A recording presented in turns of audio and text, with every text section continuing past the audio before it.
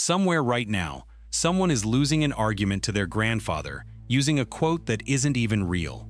That's the thing about ancient wisdom. It sounds so old and so confident that nobody ever stops to check if it's actually true. Plot twist: a lot of it isn't. Some of it's backwards. Some of it's chopped in half mid-sentence. One of these was pinned on a woman who never said it, 50 years after she was executed for it. Today, we're taking 10 of history's most confidently repeated ancient wisdom quotes. The stuff on motivational posters, said by every dad in existence, and finding out that almost none of it means what you think it means. Buckle up. This one's going to feel personal. 1. Curiosity killed the cat.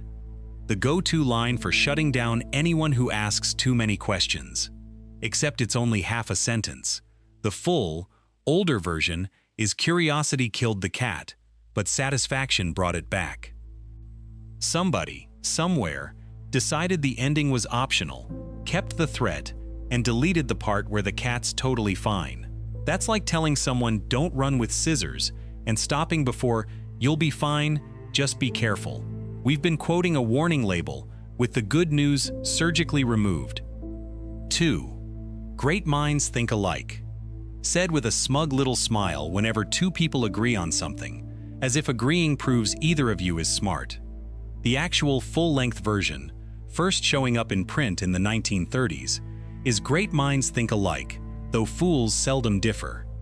Read that again. It's not a compliment. It's an insult wearing a compliment's clothes. The original point was that agreement means nothing. Idiots agree with each other constantly. That's basically their whole personality. So next time somebody says, great minds think alike, after you both order the same coffee, know that you've technically just been called a fool by a 400-year-old proverb. 3. Keep your friends close and your enemies closer. Sounds ancient. Sounds like something whispered in a Roman Senate chamber right before a stabbing. It's not Sun Tzu. It's not in the art of war. Nobody can even fully agree where it came from. But the earliest confirmed version in print is a line written for Michael Corleone in The Godfather Part 2, a 1974 movie, which means for decades, business books, war rooms, and your uncle at Thanksgiving have all been quoting a fictional mob boss and calling it ancient military strategy. 4. Cleanliness is next to godliness. Sounds ancient too. Sounds like scripture, delivered like scripture. It has never once appeared in the Bible. Not a verse, not a footnote, nowhere. The phrase's actual debut, in its modern form, is a 1791 sermon by John Wesley, the founder of Methodism, a guy who lived over 1,000 years after most of what people call ancient scripture was written. So the next time someone quotes it at you while you're doing dishes, you're not being reminded of ancient holy law. You're being guilt-tripped by an 18th century clergyman with excellent branding. 5. Survival of the fittest. Everyone assumes Darwin said this. He didn't coin it. A philosopher named Herbert Spencer did, in 1864, 5 years after reading Darwin's book. And Darwin only borrowed the phrase later as a kind of nickname for his actual concept, natural selection. Worse, Spencer and plenty of people after him used survival of the fittest to justify some genuinely ugly ideas about which humans deserved to succeed. Darwin never signed off on any of that. So the world's most famous scientific soundbite isn't really Darwin's phrase, isn't really his idea, and comes with baggage he never asked for. 6. Money is the root of all evil. The Bible verse people are half remembering is 1 Timothy 6:10, and it says, "The love of money is a root of all kinds of evil." 2 words got quietly deleted, the love of, and suddenly the entire meaning changes from an unhealthy obsession with money can lead you into all kinds of trouble to cash itself is satanic. Somewhere out there, a guy who won't stop talking about how money is evil is currently checking his bank balance on his phone. 7. The customer is always right. Retail's founding myth. Popularized by early department store magnates like Harry Gordon Selfridge in the early 1900s. And it was never meant literally. It meant staff should treat customers as though they were right, to avoid public arguments, not that customers were correct in every dispute they started. It was a customer service posture, not a legal ruling. But somewhere between 1905 and now, an entire species of person emerged who treats this line like a constitutional right, usually while demanding a refund on a burrito they've already eaten half of. 8. An eye for an eye. This one's less funny, more genuinely surprising.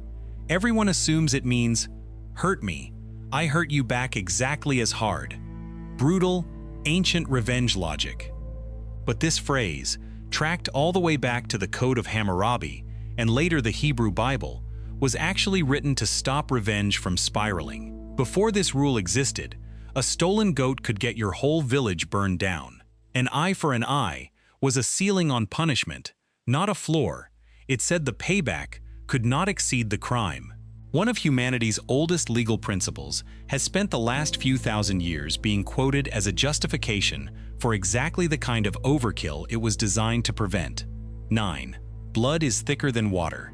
Everyone's favorite excuse for tolerating a terrible relative, family first, no matter what. Except the original, full-length version is, the blood of the covenant is thicker than the water of the womb, and it meant almost the opposite of what we use it for now. A covenant was a bond you chose, soldiers who bled together, allies who swore an oath. The water of the womb was just birth, the family you didn't pick. The original saying was arguing that the people you choose to stand by matter more than the people you're just biologically stuck with. We deleted half the sentence and ended up defending the exact family members the proverb was originally telling us we didn't owe anything to. 10. Let them eat cake.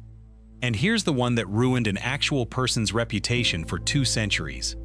Supposedly said by Marie Antoinette on hearing the poor had no bread.